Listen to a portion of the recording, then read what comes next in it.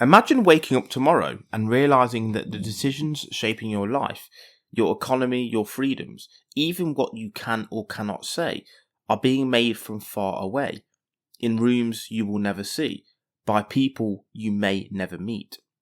Who truly decides your future? The government you voted for, or a network of unelected global elites? By the end of this episode, you'll understand not just what's happening, but why it matters, psychologically, socially, philosophically, and personally. To understand today, we need to look at history.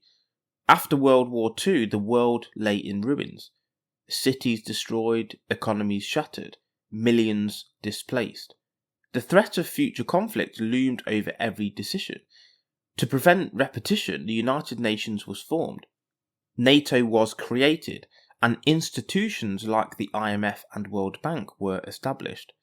These institutions sought global stability, but in doing so, nations surrendered a measure of sovereignty.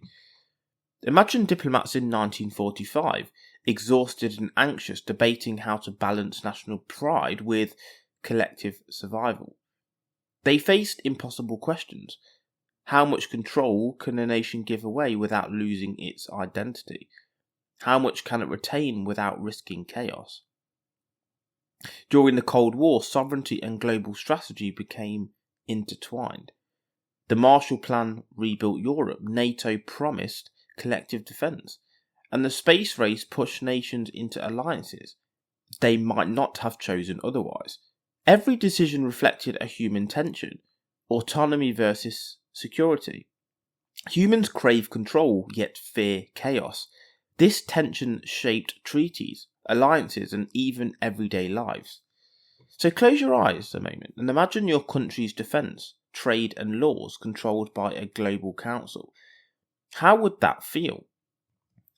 Does stability justify a loss of control?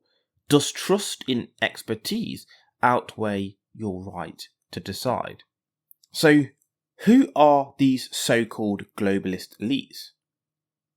They are real actors, political leaders, executives, NGO directors, and academics operating in forums like Davos, the United Nations, and multinational corporations. They draft policy frameworks, influence treaties, and shape regulations and cultural norms, often far from public scrutiny. Their motivations are complex. Many seek to solve problems that transcend borders, climate change, pandemics, economic instability, but concentration of power can lead to detachment from the very people these policies affect.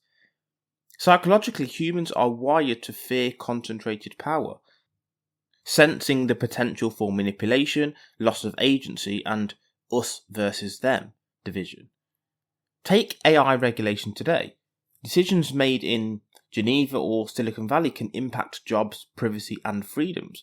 Most people have no involvement, yet they are profoundly affected. This tension between expertise and autonomy is a defining characteristic of the modern era. Philosophically, this echoes Plato's philosopher king. Should the wise rule, even if it means ordinary citizens cede control? Or should every individual have a voice, even if mistakes are inevitable? Imagine AI controlling your society's economy or policing. Experts say it's efficient, but you have no say.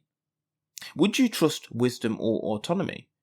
Would efficiency justify the sacrifice of control? National sovereignty is the principle that a nation governs itself. It's the ability to make laws, control borders, preserve culture, and determine its own path. It gives communities identity, pride, and a sense of security. Yet sovereignty is not absolute. It exists in tension with the realities of a connected world. Consider Brexit, a nation reclaiming control over trade, laws, and immigration, or the US withdrawal from the Paris Climate Agreement, a choice prioritising local autonomy over global coordination. Within the European Union, member states occasionally resist directives, asserting sovereignty even as they benefit from collective agreements. Each choice reflects a balance between autonomy and interdependence. Psychologically, sovereignty appeals to the human need for control, but global challenges, climate change, pandemics, cyber threats, they all ignore borders. Autonomy feels protective, but can it truly safeguard a nation alone? Imagine total national autonomy in a world facing climate disasters or cyber attacks. How much freedom matters if survival depends on cooperation? The real tension appears in trade, climate, technology, and health. Conflicts emerge when globalist objectives clash with national priorities. Consider climate policy. Global targets often conflict with local energy levels. COVID-19 guidance created similar friction, pitting WHO recommendations against national mandates. Sanctions and trade wars illustrate the cost of global coordination versus national interests. Even tech regulation presents dilemmas. AI ethics set globally may clash with local innovation. Philosophically, this tension is paradoxical. Too much global authority risks detachment and unaccountability. Too much local autonomy risks inefficiency, instability, and failure. Psychologically, fear, mistrust, and tribal identity amplify the tension. Humans instinctively protect their in-group, yet recognise the necessity of cooperation in an interconnected world. Picture a room where decisions affecting millions are made in silence. Now imagine a nation refusing to comply. Tension ripples across continents. This is the collision of autonomy and authority, sovereignty and coordination. The future will not eliminate this tension. AI, digital economics, pandemics, climate change, and cyber threats challenge sovereignty at every turn. The question is, can balance exist? Imagine a world where nations retain autonomy, but collaborate effectively with global institutions.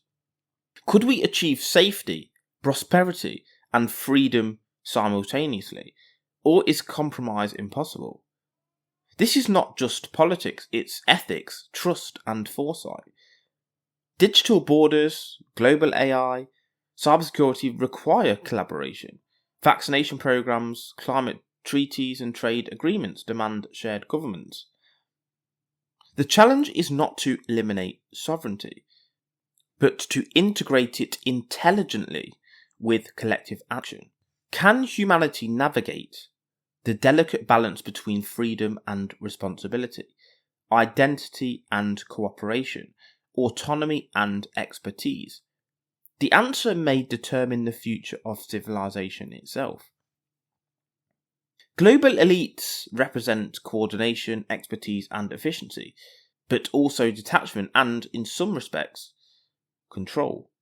Sovereignty represents autonomy, identity, and protection, but also limits, but it does give you some freedoms. The challenge is awareness, reflection, and conscious choice. Now, whether leaning towards global cooperation or fiercely protecting sovereignty, the conversation is about values, fears, and visions for the future. Awareness and critical thinking are our strongest tools in navigating this complex world. So we need to realise whether we want global elites controlling every decision we make, whether we want total sovereignty, or whether there is a balance to be struck in the middle, where we do cooperate globally with certain issues, but retain control with regard to sovereignty.